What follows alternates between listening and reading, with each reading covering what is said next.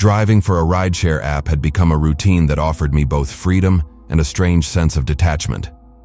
The streets were always moving, always shifting with lives not mine, and I liked the anonymity.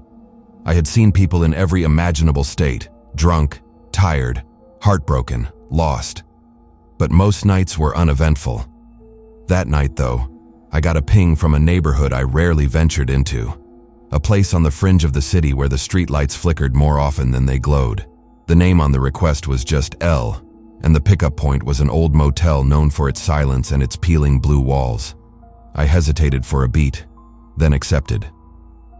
Money didn't ask questions, so neither did I. But I should have. The motel parking lot was mostly empty, save for a single sedan parked sideways like someone had left in a hurry. I rolled up, headlights slicing through the mist, and waited. No one emerged at first. Then I saw her. A woman stepped out from behind the corner of the building, walking slowly, barefoot, her black hoodie pulled up tight around her face. She didn't make eye contact as she got in. "Just drive," she said. Her voice was quiet but insistent, like someone whispering in church. I asked if she was okay, but she just repeated it. "Just drive." Something about her made me uncomfortable, but again, not my business. I pulled out of the lot and headed into the city. We drove in silence for nearly 10 minutes. I kept checking the rearview mirror. She never looked up, never spoke. I couldn't even see her face properly under the hood. I tried to make light conversation, asking where she was headed, but she remained still, like she wasn't really there. Then I noticed something strange. The app wasn't tracking the route. There was no destination logged. Her ride request had vanished from the screen, replaced with the words, "Searching for passenger." That shouldn't happen. I looked back at her again. This time, her face was turned slightly toward the window, and I swear, her reflection didn't match her posture. I blinked, looked again. But it was normal. Or I thought it was. I pulled over, heart thumping. I turned to her and asked again if she was okay. That's when she finally looked at me. Her face was pale, too pale, and her eyes, they didn't reflect any light. Not from the dashboard, not from the passing streetlights, just void. "You shouldn't have come here," she whispered. Her voice didn't match her face. It was deeper, like someone speaking through an old radio. I reached for my phone, but the screen was dead. No signal. The car, still idling, suddenly flashed all the dashboard lights, then shut off. Total blackness. For a full minute, we sat there in silence. Then she opened the door and stepped out. I followed her with my eyes as she walked into the shadows between two buildings. Then, she vanished. Just disappeared mid-step, like a candle being snuffed. I panicked and restarted the car. It roared back to life like nothing had happened. My phone buzzed. I had 3 missed ride requests. The app was functioning normally again. I didn't report the incident. Who would believe me? But I went back to the motel the next day. Room 206, her supposed pickup point, had been empty for over 3 months. The woman who once lived there, a missing person. Her name was L. It was the middle of January, and the snow that night was relentless, the kind that silences a city without asking permission. I'd been driving since 6 p.m., picking up tips from people just trying to get home from work or late dinners. By 11, the roads were slick, and most riders had called it a night. I was about to do the same when a request came in from a rural road on the edge of town. No streetlights, just coordinates. The profile name said John. Something in me said to skip it, but the fare was surging, and I didn't want to leave someone stranded in a storm. So I accepted, turned up the heater, and made my way into the dark. The directions led me into a narrow, unplowed road that wound between open fields and snow-covered trees. The silence was heavy, broken only by the crunch of my tires over ice. I kept glancing at the GPS. It said I was 2 minutes away. Then the pin shifted. It jumped half a mile west. I frowned, thinking maybe they were walking or mispinned their location. I tapped the screen to refresh it, but it stayed there. The road got tighter. My headlights caught sight of a figure standing by a ditch. No coat, no hat. Just a man in a t-shirt, jeans, and no shoes. He raised his arm, waving. I slowed the car and rolled down the window halfway. "Are you John?" I asked. The man didn't respond, just nodded and got into the back seat without another word. The smell hit me first, like old metal and wet earth. Not blood exactly, but something close. He was shivering, visibly trembling in the rearview mirror. I asked him if he needed a hospital or some help. "No," he said flatly. "Just drive." I asked for the destination. He said, "You'll know." That wasn't the answer I needed on a snowy road at midnight. I started driving back toward the main road, hoping he'd clarify. I tried to keep conversation light, asking if he was okay, if he'd been out long. He said nothing. Then, halfway down the road, he asked me to stop. No explanation, no visible sign of anything nearby, just trees and cold. I hesitated, then pulled over. "This is it," he said. "You sure?" I asked. "No one lives out here." His face was pale in the rear view, lips bluish from the cold. "She's waiting," he whispered. That's when I noticed his hands. They were scraped, raw, as if he'd been crawling through ice. He opened the door and stepped into the snow without looking back. I watched him disappear into the trees. I waited a moment, unsure if I should follow or leave. Then I saw something. Another figure. Further into the woods, a silhouette in white. Tall, motionless, almost glowing against the dark. My headlights didn't reach her, but I could see enough. She wasn't wearing winter clothes either. My instincts screamed for me to drive away, but I was frozen. The two figures stood facing each other for a few seconds. Then the woman turned, and they both vanished into the woods. I hit the gas and drove back to the main road, heart pounding, pulse in my ears. The app still showed the ride in progress. I tried to end it manually. Nothing worked. It was like the ride didn't exist. No route, no fare. I pulled into a gas station just outside town to report the issue. I stepped out of the car to catch my breath, and that's when I saw the back seat. It was soaked, not just with snow, but something darker, thick, like mud or blood. I grabbed a flashlight from the station attendant and opened the back door fully. The seat was dry. I went home early that night, deciding to quit the app for a while, but something about that man stayed with me. I tried searching missing person reports, accidents in that area, anything. After a few days, I found a thread on a local forum. People had claimed to see a man walking barefoot in the snow near that same road for years, always at night, always alone. Some said he was a ghost looking for someone. Others said he was a warning. The common detail? He always got in the car without asking. A week later, I checked my trip history just to confirm. That ride, it wasn't there.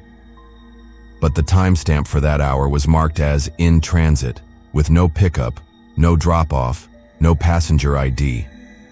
The gap in the record chilled me more than the ride itself. It felt like he hadn't just used the app. He had used me. I deleted the app the same day, switched cars a month later. But sometimes, when I drive past those woods, even in daylight, I feel watched. And when I look in the rearview mirror, I half expect to see him again, barefoot, cold, waiting. What still bothers me even now isn't that I picked up something I didn't understand. It's that I did exactly what he wanted. I followed the script without knowing there was one. And somewhere in those woods, something responded to that. The way the app glitched, the shifting location pin, the vanishing figures.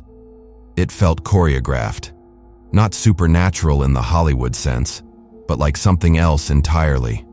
Like a ritual, or a reenactment. One that repeats itself over and over through unsuspecting drivers. It taught me that not all passengers are alive, and not all destinations are places you can find on a map. That night wasn't about a man needing a ride. It was about someone, or something, needing a witness. Someone to carry the weight of the memory forward.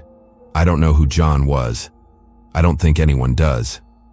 But I'm not the only one who's picked him up. I'm sure of that now. And one day, Another driver will stop for him, thinking they're just helping a guy out of the cold. And that's exactly what the woods want. The night this happened, I had just started my shift as a driver for a lesser-known ride app that operated mostly in smaller towns.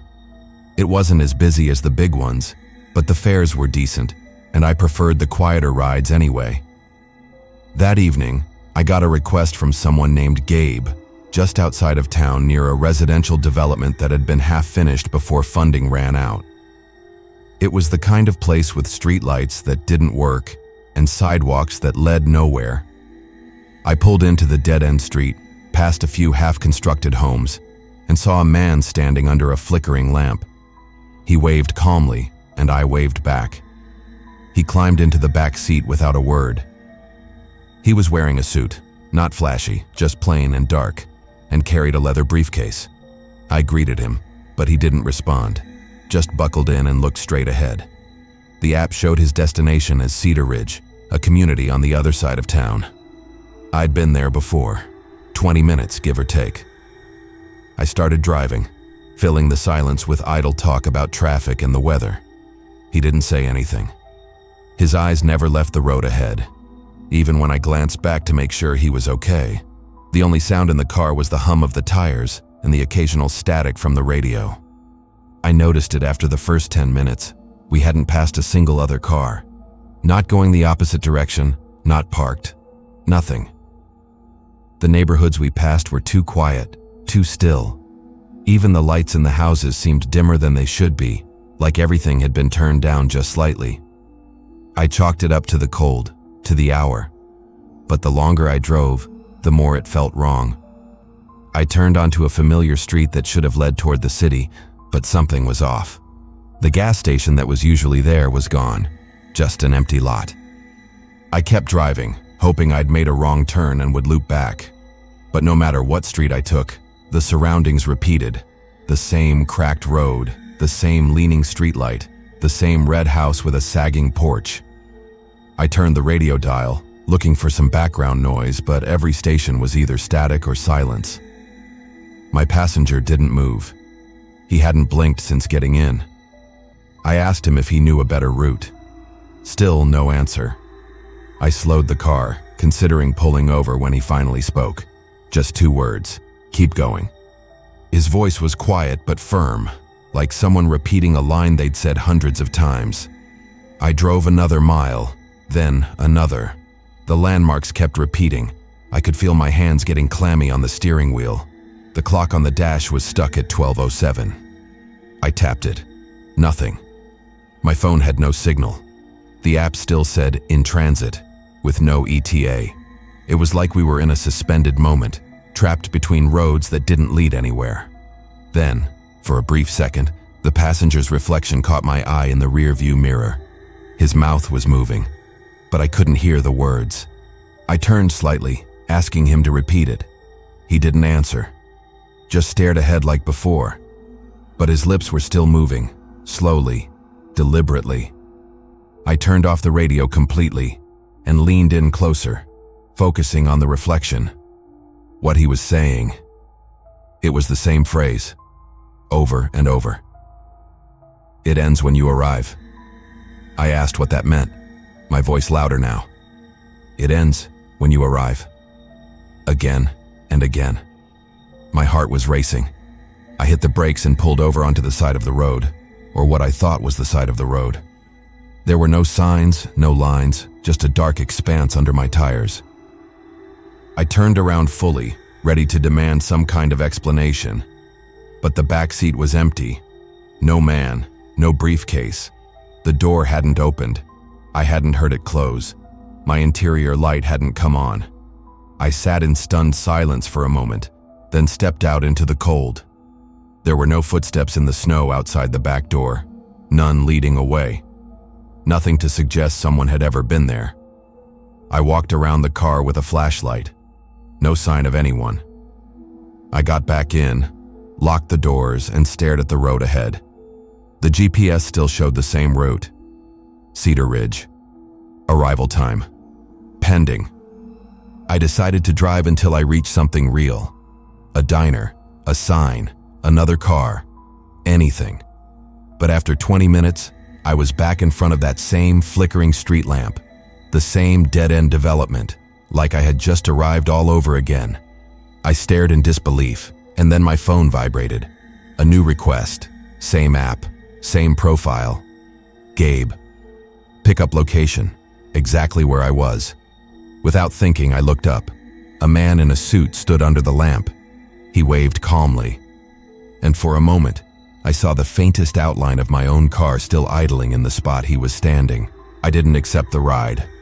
I turned the car around and drove in the opposite direction until the GPS glitched out completely. Eventually, I reached a familiar road.